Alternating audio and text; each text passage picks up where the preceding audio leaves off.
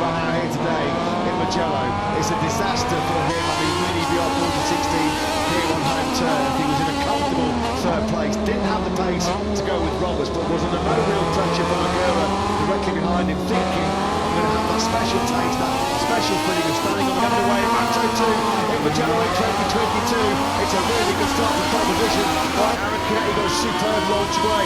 Salvos cuts right across the track, trying to close the inside line down to San Donato. Here comes Pedro Acosta though, the rookie sensation on the inside of Canet, down into San Donato for the first time, and Acosta gets the whole shot. He leads here in Mugello. Not a good start for Celestino Vietti, the World Championship leader from the second row, went backwards, and then he got swallowed up under braking for turn one. San Donato holding him up, went steaming up the inside, and Vietti looks as if he's finding himself right back in the pack. He's in amongst the Aspar riders.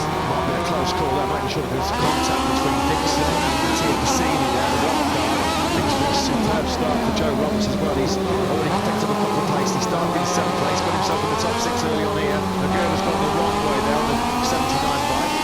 So Arbolino has made a good start. He's through into 4th as his teammate Sam Lowe's immediately goes on the attack through Casanova Sinelli.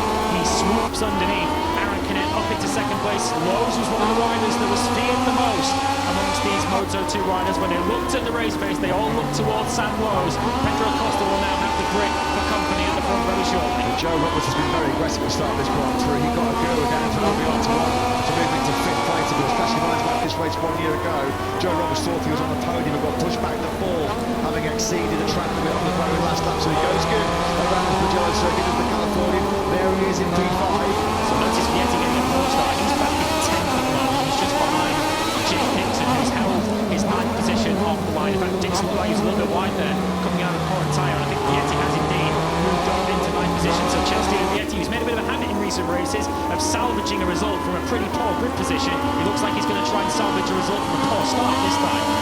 Not sure, Tony. Oh, that's Joe Roberts. That's beautiful. What a time to ride on board with Tony Arbolino as he gets his pocket picked well and truly by Joe Roberts. That was a lovely move by Roberts. He's done a superb first lap. Roberts started 7th. He was briefly in the 4th. He's going to lose the slipstream over to Arbolino. Over the line they come at the end of the first lap. Pedro Acosta leads just as he did 2 weeks ago in the Monaco course from pole position. It all went horribly wrong a few laps later when he crashed out at La Chapelle. That gifted Augusto Fernandez his first win since Mazzano in 2019, but Acosta really is starting to find his feet in this Moto2 World Championship, isn't he?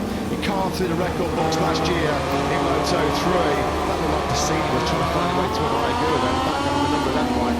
No way through. Cassini, aggressive as always. So a couple of riders further back out to position on the grid have made good progress. As you can see left-hand side of your screen, Cameron Beaulier up 7 spots into 11th, and Somkiat Chantra, who was the rider most out of position, he's now up into 17th. 7 spots gained for him as Canet regained 2nd from Sam Lowe's to Casanova Sinelli. Pedro Acosta's advantage. So Canet has got through on Sam Lowe's then on this second lap. Joe Roberts, he's had a really good first lap. This is where he wanted to be. He wanted to capitalise on that 7th place start, be aggressive, pick up places early on. Aguirre has been dropped off this league group of 5 actually quite early on here. Not by a great deal, but it just looks like early on here on that full fuel tank with the new tyres. Aguirre just doesn't quite have the pace of the 5 men directly ahead of him. Just trying to keep an eye on Celestino Vietti. Here he is. This is the live situation at the moment. It would be Canet who did a big gainer in the World Championship. He moved to within 6 points of Celestino Vietti in the lead of the World Championship after that brilliant start of the season that Vietti had, winning 2 of the first 3 Grand Prix. He's jets a cooled a bit since then. He's not quite shown the same form lately, but back in 9th position for him, there's still an awful long way to go. 20 laps remain, 19 as they cross the line this time around. Vietti though will not want to see that gap opening up between the leading group and Aldeguer, who's leading that chasing pack. And Vietti looks like he's evading under pressure from Jake Dixon as they come down the main straight. So still Pedro Acosta that leads. Aaron Canet though directly behind him is the fastest man on the circuit with a 1:52.356. Arbolino striking on the inside of his Marvidas racing teammate Sam Lowe's. Beautifully done there on the brakes. He just squeezed the inside line there, didn't he, Arbolino? There's no way that Sam Lowe's could turn in going into San Donato. So it's been an excellent first couple of laps as well for the former Moto3 racer. Sam Lowe's gives him payback straight away. Instant retaliation meted out by the British rider. These two got to be careful though here, because while they scrap it out and battle it out for 3rd place, this is just giving Acosta and Canet, the 2 Spaniards ahead of them, a chance to make a bit of a break here at the front. Certainly no team strategy going on at Martin yet, is there, in this early stage? It's a free rider for themselves. This was where Arbolino was pretty quick last time around, but no way through his teammate. He'd be very brave moving against your teammate in the middle of Casanova and Savelli, so Arbolino leading duo. The two Spaniards out front, Costa and Canet, they've got half a second of an advantage now. Big mistake, sorry Lewis. There was a big moment there for Acosta coming over Aldeguer to it. Got it all out of shape on the power. Big moment for Pedro Acosta. He had a couple of those before he crashed in Le Mans a couple of weeks ago. That's allowed Arquette to sweep on through down into Prix. Didn't have to work really for that move. It was the mistake of Acosta coming over that blind crest for Aldeguer to 2. That was proper heart in the mouth stuff for the rookie. So on board with Aaron Canet then, who now leads Pedro Acosta. Acosta, of course, just needs to start seeing some checkered flags, doesn't he, in 2022. He's shown on so many occasions the pace he undoubtedly has when he's battling at the front. He's just not getting that right to the finish. Here he is then on the exit around the active, gets a little bit wide up over the cutouts and very nearly loses it. Did very well to stay on board. He's replicating IL Calix and slotting in behind Connect. And now we're across the green room. Still an awful long way to go, and very important, as I mentioned, to try and get some points on the board. Yeah, on board here with Connect, you'll see this moment for that was maybe slipping out of the curves, maybe coming out of the Arta there, wasn't it? As Tony Arbolino again fires his Calix Yassi up the inside of Sam Lowe's. They're good mates actually off circuit, aren't they? The two Mark Meader's racing teammates. But at the moment, as Joe Roberts is trying to find a way through. No way through. Lowe's closing Dalton here as they drop now down towards Casanova and Savoli. This is the second of the chicanes before you come into that fast downhill section. And now Aldeguer pinches a place back, could be protected from Joe Roberts. Good battle racing in between the American and the Japanese rider. They're side by side now as they drop down towards Casanova and Savoli. Will be advantage Aguirre. He comes out the better of that little melee with Roberts. And Piscini's next stop, of course, the wild card on the Spa Machine. He's sticking around with these leading riders, and at the moment he's got Navarro and Vietti just behind him. Vietti's still struggling to make any progress. He's not exactly flying all over the back of Navarro just behind him. And this was the main straight last time around. This is the battle for the lead. What to see there, wasn't there, as Acosta was leading from Aaron Canet. Was the battle last time around was just behind them as the two Mark Vignes riders went side by side into turn one. But a bit of a gap between this leading four and Aguirre in fifth. But Aguirre certainly looks now as if he's beginning his march forwards after a pretty decent opening few laps. Yeah, you always get the impression with Aldeguer, if he can keep himself in early contention once that fuel load starts to lighten and once the tyres start to come to him, and he's really good on worn tyres. Now we expect to see the Aguirre charge towards the podium battle. A 1:52.553 on the previous lap was his best of the race so far. In doing so, he's found a way through on this cold lap through on Joe Roberts, who runs a real wide line going through turn number 15, maybe trying to set up for a good exit to pick up some slipstream here behind the Japanese rider directly ahead of him. So hard though, the slipstream here in Mugello, everything's all so equal. They're all identical Triumph 7653 cylinder engines. So the slipstream less of a factor here in Moto2. So Vietti has now gained a spot. He is now past Ollie Navarro, like Cameron Bogner is also shaping up to make a move on the Flexbox rider into San Donato. I think he's just behind him at the moment. Here is the battle for fifth position. Then Joe Roberts back ahead of Aldeguer in the battle for fifth. And here is Jake Dixon, who's at the back of this leading group. It's 11 riders away at the front. In fact, call that 12, because Alonso Lopez is tagging on as well in P12. Yeah, just behind Lopez and Aldeguer in 13. But the points spread plays being completed right now by Chantra and Dalla Porta. Chantra's been really strong in the opening part of this Mugello Grand Prix. He started 24th. He's picked up 10 places then, the time ride, to get himself a couple of points so far.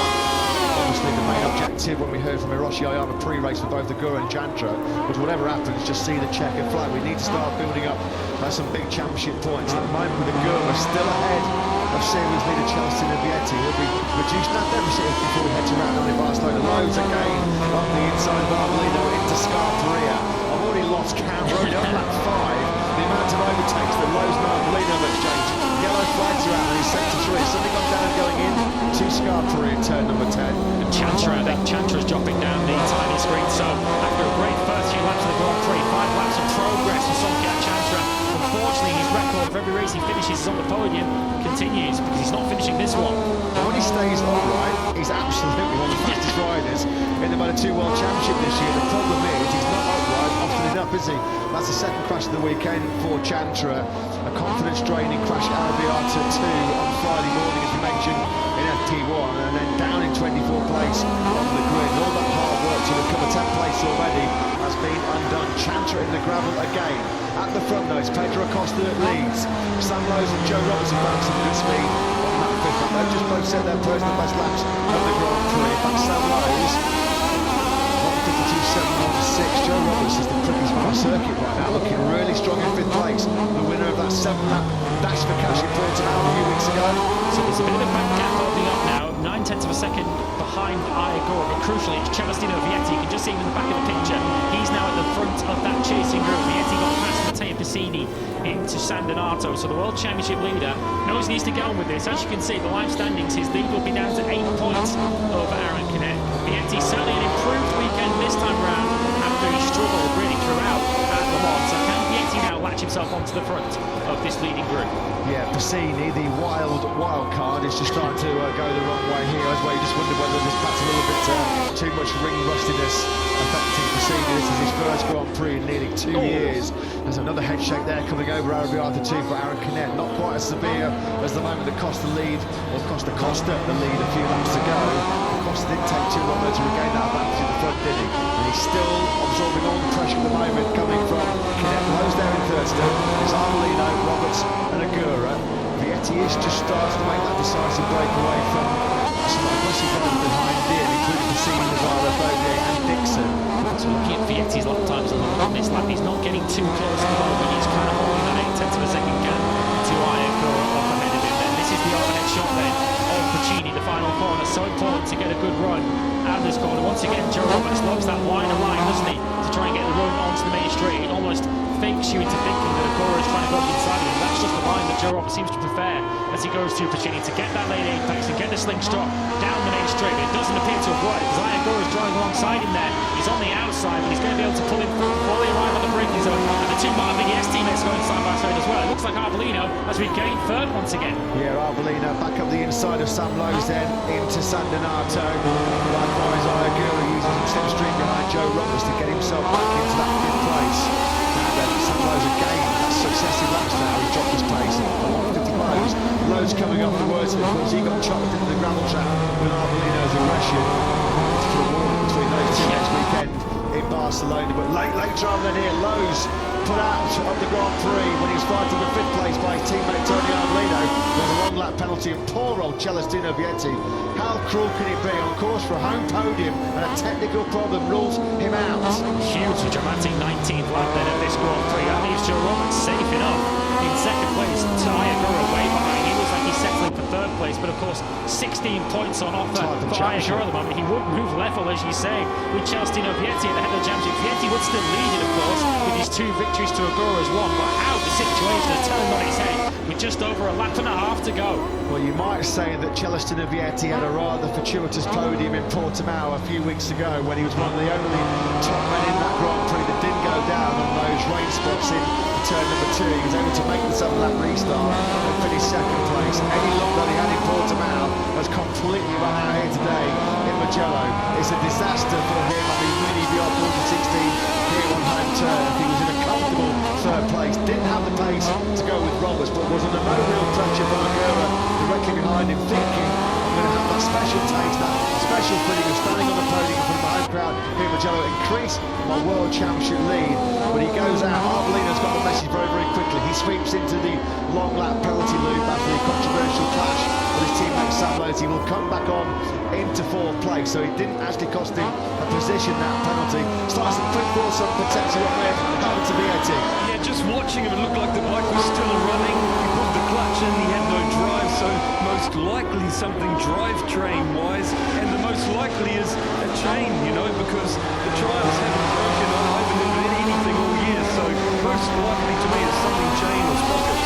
Yeah, thanks to that side, no drivetrain. That would drive Celestino Vietti crazy, unfortunately. Crawling the extreme to miss out on the home podium so late on. On the last lap though here in Mugello, it's been another dramatic race here so far in round 8 of this year's World Championship. At the moment, Pedro Acosta, well, he's coasting towards a famous victory, down towards Casanova and Tabelli. He resisted all that early race pressure from Aaron Canet. Now then, Sam Lowe's has just got his time for cool heads down in El Marvidas race. You can understand totally why he's so bitterly frustrated. It's the unwritten rule, isn't it? When you're fighting with your teammate, you've got to keep it clean. Tony Arbolino, his day's getting even worse. He's going to incur the wrath of team management and Sam Lowe's when he gets back to pit lane. He's just lost 4th place to Augusto Fernandez. That's a really good rescue job, actually, to be fair to him, by the number 37, because for a the first part of this Grand Prix for Fernandez was nowhere. Way down in 14th place, he's come charging through. He might salvage 13 points here. Arbolino back through now on Augusto Fernandez, so that battle looks like it's going to go all the way down to the wire. We've seen on Grand Prix how good Arbolino is on the run out of Tuscany to the final corner, so Augusto Fernandez is going to have him for company on the run to the line. But this is one Red Bull KTM Alex is not going to have any company on the run to the finish line here. Just the Biandetti chicane to go between Pedro Acosta and intermediate class history. Here he comes on the number 51 machine. He's been absolutely superb throughout this Grand Prix. Started in second behind fellow Spaniard Aaron Canet. He led right from the very first corner. It's been picture perfect here for Pedro in Mugello. He comes out of the final corner. A sweet man for Pedro Acosta. History is made, ladies and gentlemen, in the Moto2 World Championship. Pedro Acosta becomes the youngest rider to win a Grand Prix in the Intermediate World Championship category. Congratulations to him.